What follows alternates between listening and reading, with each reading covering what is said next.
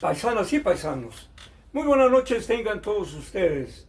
Bienvenidos a su canal, El Son Político de Tasco, con su servidor o con los comentarios de su servidor, el profe Agustín Alanís.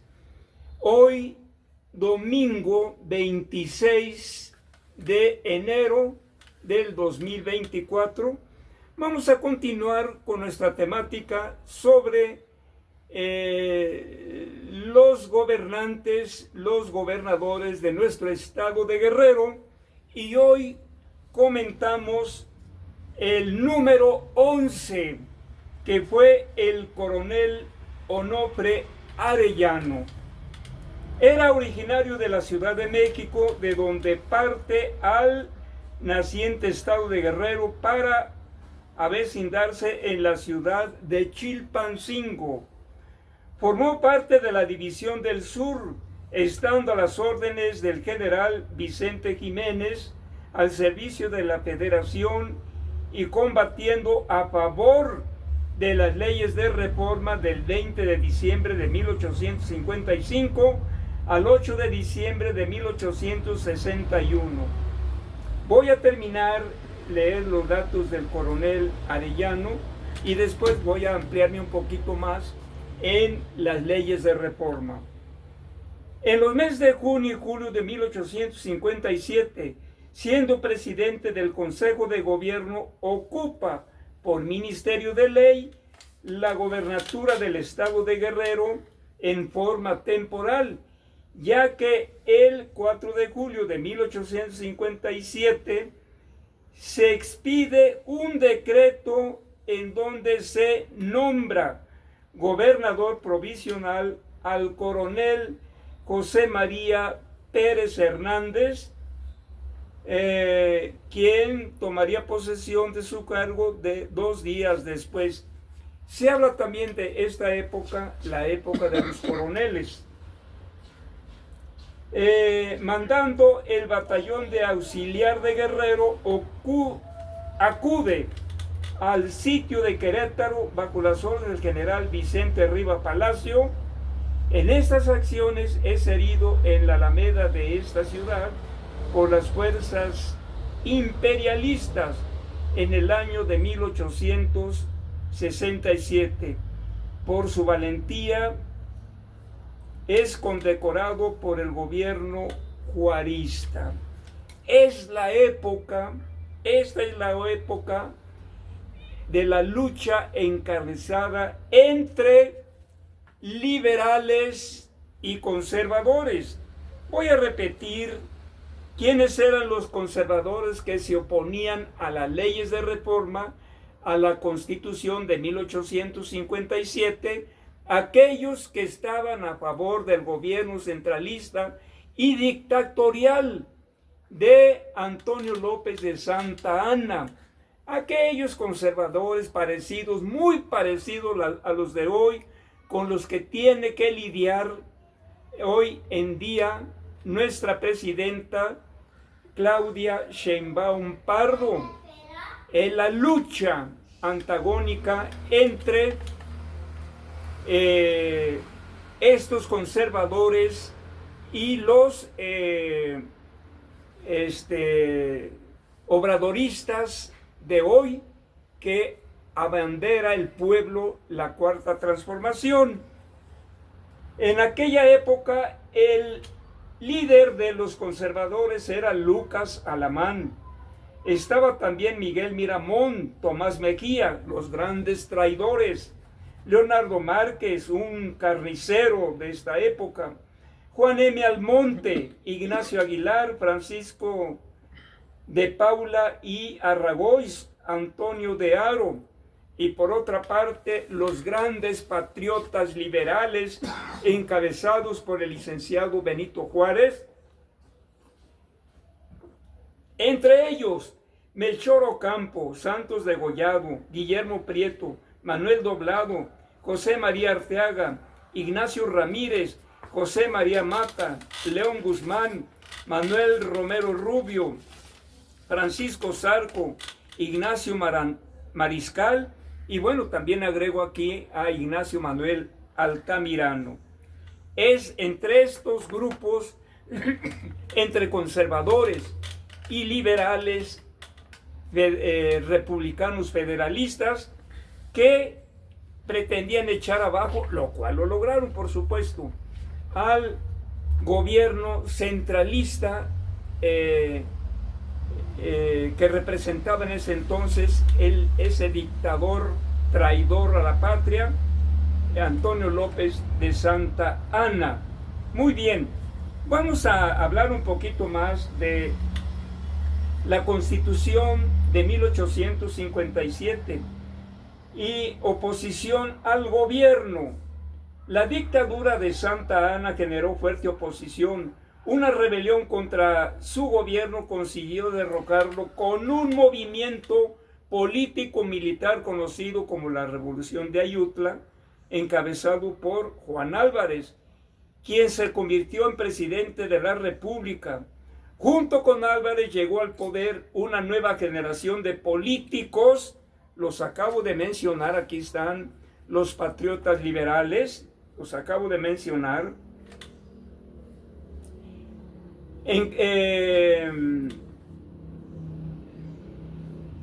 Junto con Álvarez llegó al poder una nueva generación de políticos, ya los mencioné, la mayoría de ellos liberales, que coincidieron en que el país necesitaba una nueva constitución. Aunque la presidencia de Álvarez duró muy poco, durante su mandato se logró decretar una ley sobre administración de justicia, conocida como la Ley Juárez, que eliminaba los tribunales especiales a fin de igualar a todos los individuos ante la ley. Este decreto jurídico dejaba intactos por el momento los tribunales militares y eclesiásticos, pero era una clara señal de que el nuevo gobierno pronto combatiría los privilegios de la iglesia y el ejército.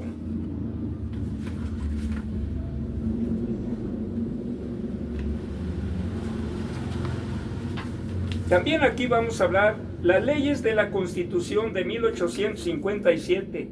Esta Constitución garantizaba algunos derechos políticos como la libertad de expresión, de petición, de asociación y tránsito. Asimismo ponía las leyes al servicio de la libertad individual de las personas e igualaba todas ante la ley. En el aspecto religioso, ya no se mencionaba la fe católica como un credo de Estado, pero tampoco se declaraba la libertad de cultos. De esta manera era la expresión de los grupos políticos liberales que deseaban dejar atrás la sociedad de fueros y privilegios. En lo político, la Constitución subrayó la soberanía del pueblo, la instauración de una república representativa, democrática y federal. Hoy en día pues es lo que estamos defendiendo la gente del pueblo, la soberanía, que para los conservadores dice que ese concepto ya no debería de existir. ¿Cómo la ven? ¿En qué consistían las leyes de reforma? Las leyes de reforma fueron un conjunto de leyes promulgadas en México entre 1855 y 1863. Su objetivo principal fue separar la Iglesia del Estado y eliminar los privilegios del clero. Cuando llega el presidente López Obrador en el 2018, lo primero que hizo fue separar o rescatar al Estado que estaba en manos de una oligarquía rapaz. Eso les dolió, pero hasta desde la planta de los pies hasta la cabeza. Lo mismo sucedió allá con la separación de la Iglesia del Estado. No fue una cosa fácil, no. Nosotros decimos, bueno, sí, separó Juárez, esto, el otro, pero no fue nada fácil, fue una lucha encarnizada, una lucha de clases antagónicas. Y logró Juárez, logró su objetivo de lo que de Dios es de Dios y lo de César a César. Ya Jesucristo distinguía estas dos cosas por separado. El gran mérito del presidente, que no le fue nada fácil. Por eso hoy en día esa lucha que sigue en pie entre los representantes prianistas en contra de los políticos de la Cuarta Transformación y del humanismo mexicano, que hoy en día ya surgió por ahí un político llamado Somos México, encabezado por un fulano de apellido Araujo. Dicen que esa es la gente joven que está creando a ese nuevo partido de la oposición del conservadurismo mexicano, lo más podrido y lo más peor de la sociedad mexicana. Estas leyes fueron importantes para la instauración de un nuevo régimen democrático representativo, popular y laico. Algunas de las leyes que conforman estas leyes de reforma son la Ley Juárez, la Ley La Fragua, Ley Lerdo, Ley Iglesias, la Ley Orgánica del Registro Civil, la Ley de Libertad de Cultos. El presidente Benito Juárez proclama las leyes de reforma el 6 de septiembre de 1860. En general, las leyes de reforma pretendían separar las atribuciones políticas del Estado de las de la Iglesia, delimitando los espacios de alcance de cada una, manteniendo relaciones cordiales, mas no de influencia directa de uno sobre otro. Hoy en día la Iglesia sigue teniendo influencia y algunos obispos siguen metiendo la nariz en los asuntos políticos, cosa que constitucionalmente no deben de hacer, pero se meten todavía con esas ideas absurdas de que la Cuarta Transformación, el humanismo mexicano, es cosa del diablo, porque las cosas del diablo son el comunismo. Dígame usted, paisanas y paisanos, estas ideas tan rancias como los mismos de derecha que todavía siguen defendiendo lo indefendible de esta clase social que tuvo el poder desde Miguel de la Madrid, hablando de los neoliberales desde luego, desde Miguel de la Madrid hasta Peña Nieto, y lo único que hicieron fue saquear las arcas del Estado mexicano. A eso se dedicaron. Pero ahora tenemos un enemigo peor, el gorila imperial, que ya está deportando a los migrantes de Estados Unidos. Bueno, pues que regrese a todos los migrantes que trabajan allá en el campo, en los servicios, en la industria, en la construcción, y ahora que ponga a trabajar a los norteamericanos blancos y que les diga como dijo Fox, bueno, ahora a trabajar, cabrones blancos. Qué bien que los pongan a trabajar en la construcción, en el campo, y que nuestros paisanos que desempeñaban todos esos oficios, bueno, pues ya los están regresando. Ya en México el gobierno de la doctora Claudia Sheinbaum ya ofreció algo así como 35,000 empleos para estos mexicanos que ya algunos ya se encuentran en México. Claro que esto afecta a la economía.